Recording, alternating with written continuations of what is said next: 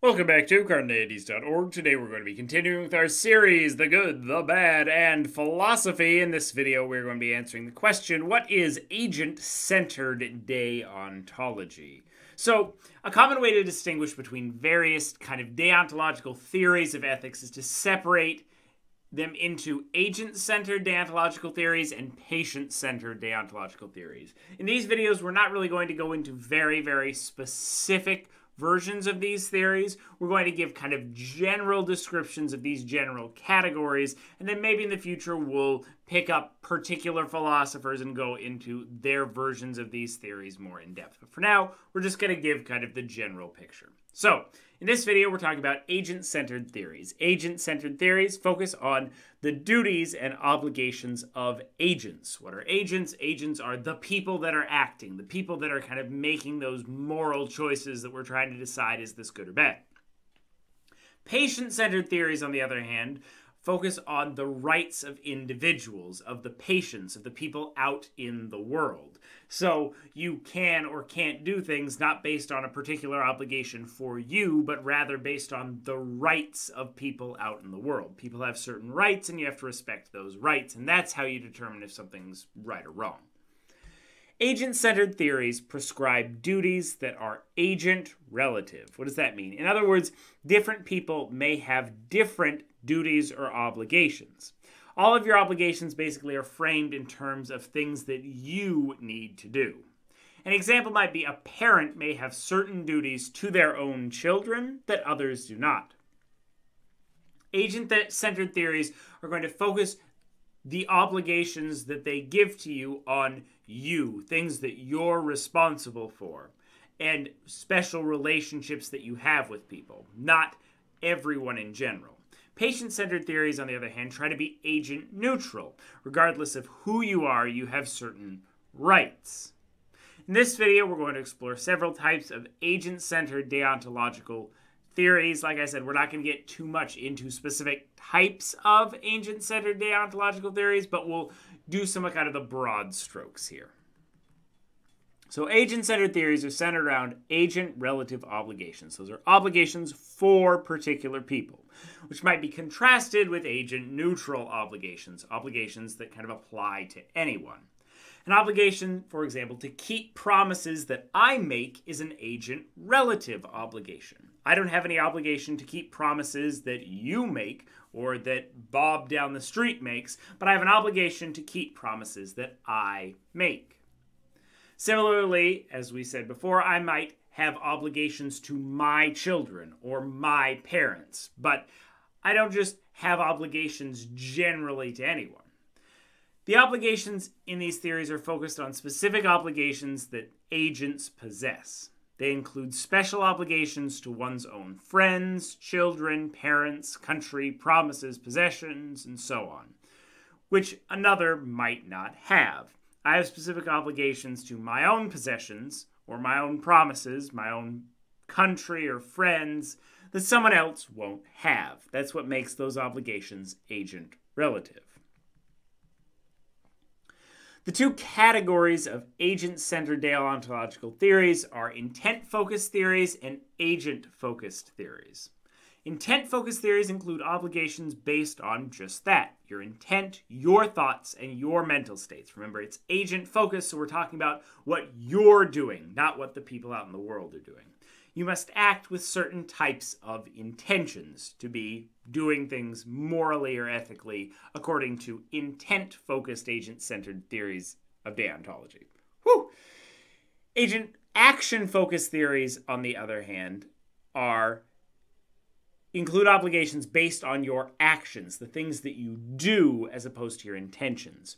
You must or must not take certain actions. There's another group of theories which will claim that the obligations you have depend on both your actions and your intent when taking those actions. And these three different categories kind of fill most of the space for agent-centered deontological theories. However, all of these are focused on, once again, the obligations that you have as the agent.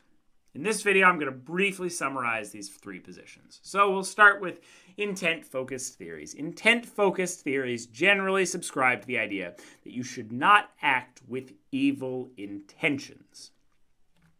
The way we're going to judge your acts is what you intended to do based on how you were acting. Your goal when taking a particular action should not be that something bad happens. You shouldn't be focusing on evil. You shouldn't be trying to get something bad to happen in the world.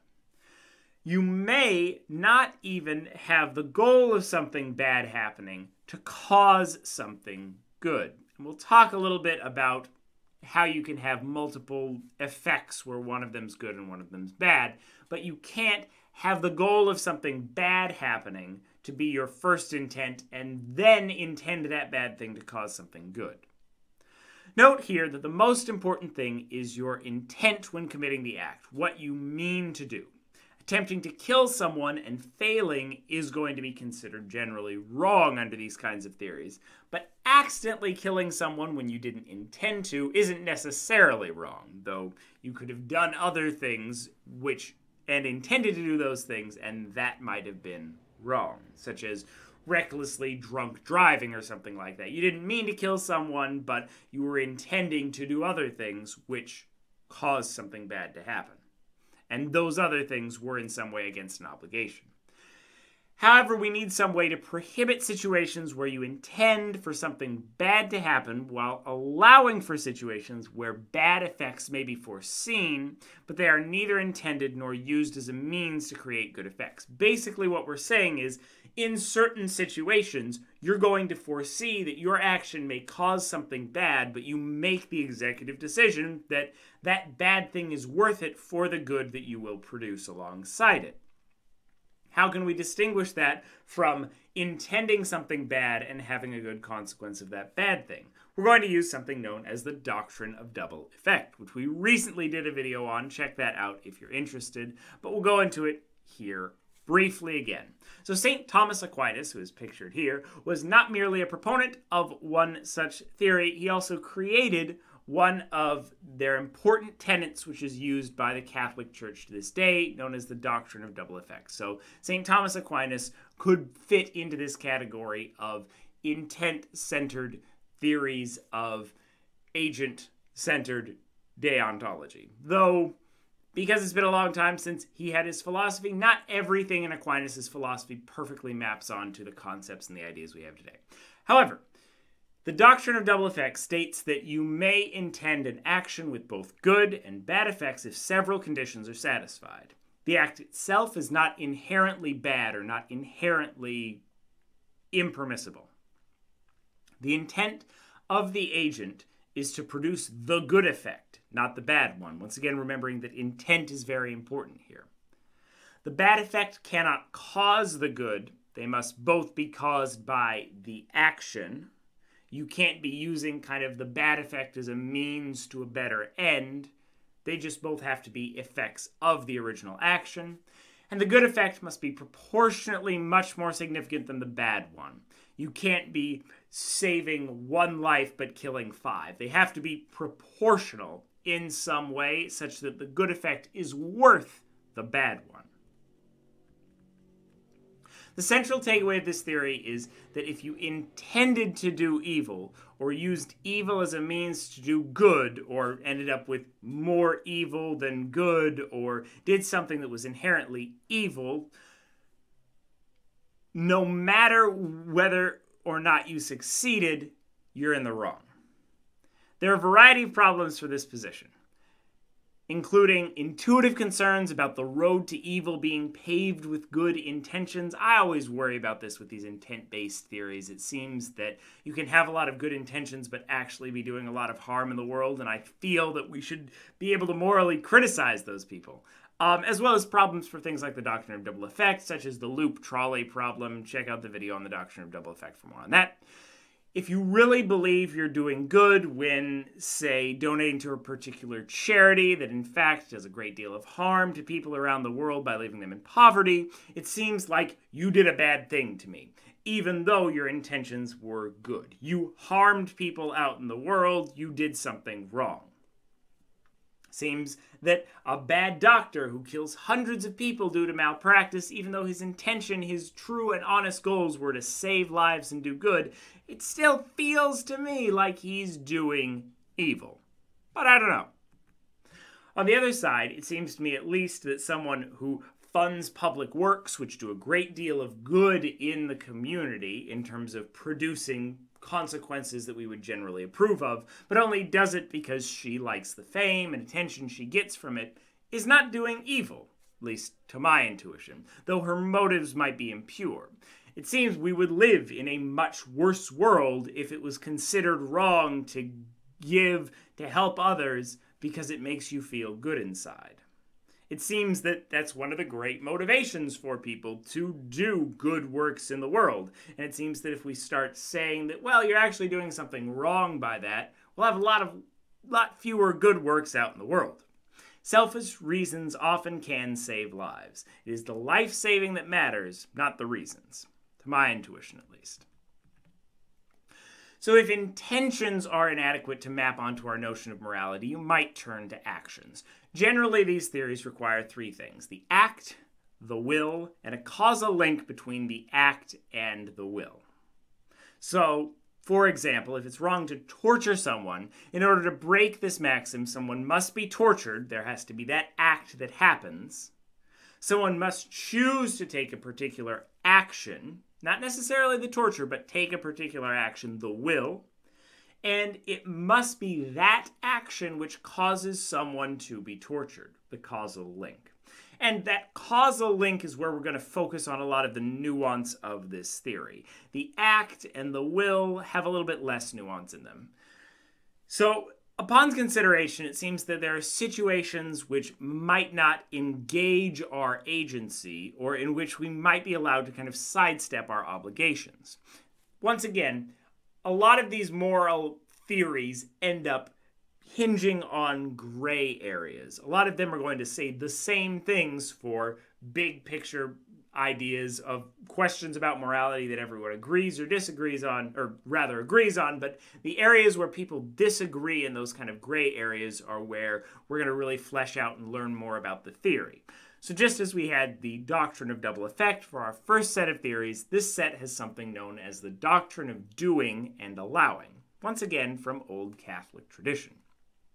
This doctrine makes 5 distinctions between causing something or not causing something.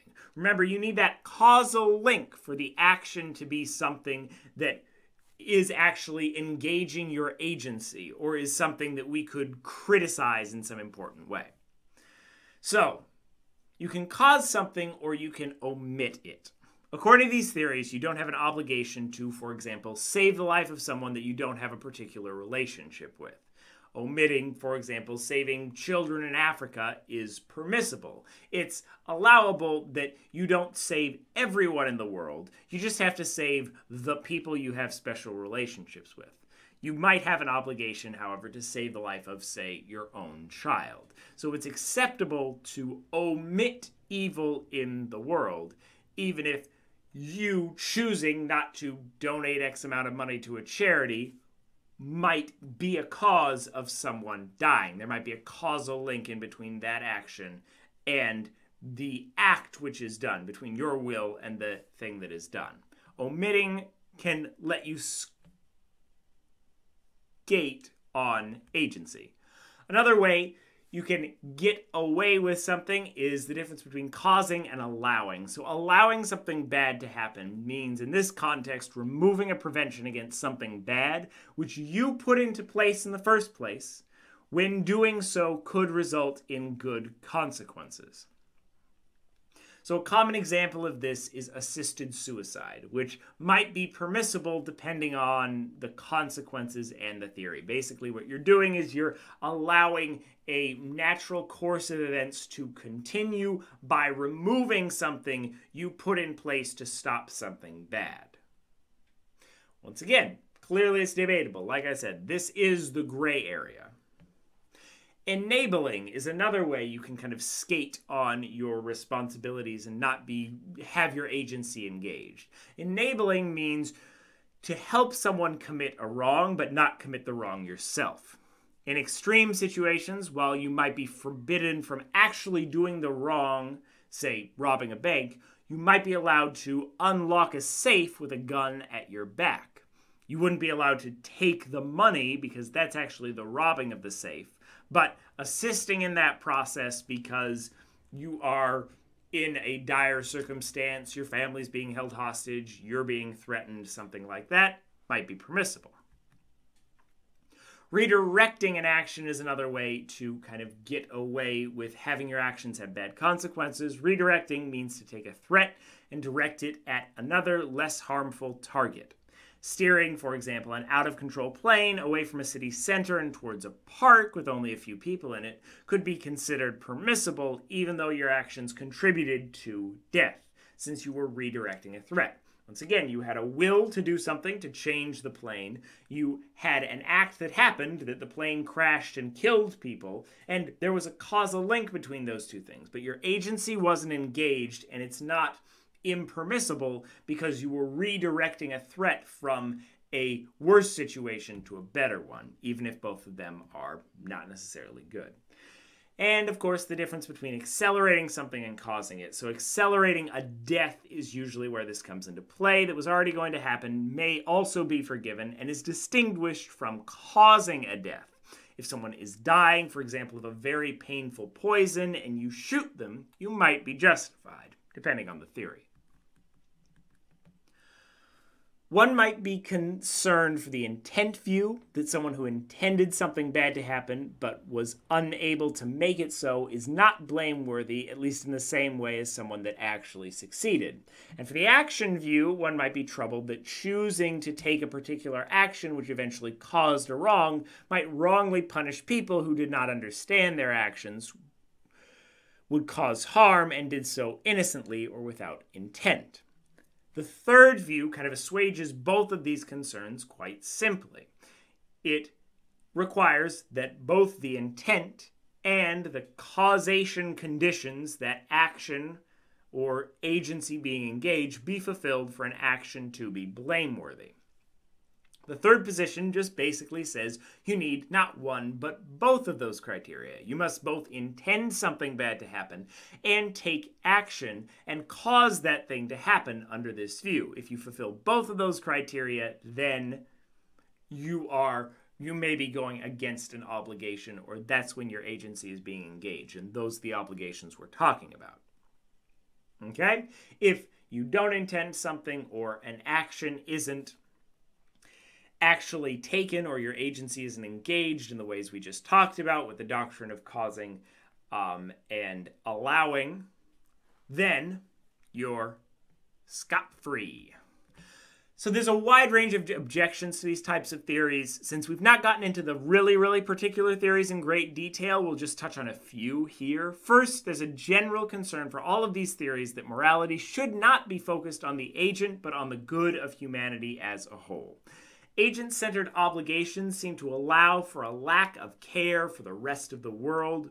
We seem to be able to ignore evil which is going on if we don't have special relations to those who are suffering. It seems that if I see someone being robbed down the street, I don't have an obligation to go and try to stop them. Stop that from happening, to stop the robber, to stop that person, because I don't have a special relation to that person. Some people think this is a good thing. Some people's intuitions say, ooh, our morality should actually force people to intervene in those situations, that it's bad not to intervene. Second, the two doctrines are often criticized as anywhere from immoral in some senses, that maybe doing things like allowing people to die is not moral, or to inconsistent or arbitrary, inconsistent in the sense that they might both allow and not allow something, or arbitrary in the sense that it seems like the criteria, especially for the second doctrine, are just relatively random and have kind of been put together ad hoc to deal with specific concerns as they come up. And that doesn't seem like what we want morality to be. We want morality to feel like it's something that just exists, that just is, as opposed to something we had to kind of throw together. And third, there's a concern for any theory which includes the idea of intent, that one could simply create an alternative reason for taking an action which was originally conceived with an evil intent in order to make it permissible. Stay tuned for future videos on specific versions of these theories and their specific problems. Whew! So, that was Agent-Centered Deontological Theories of Ethics. Next up, we'll be looking at the other side of deontology. We'll be looking at patient-centered ethics and rights-based theories of ethics. Then we'll look at consequentialism and finally virtue ethics, and then we'll get into the fun videos where we're actually going to take modern-day ethical problems and see how these different theories would assess them as good or bad. Watch this video and more here at Carneades.org, and stay skeptical, everybody.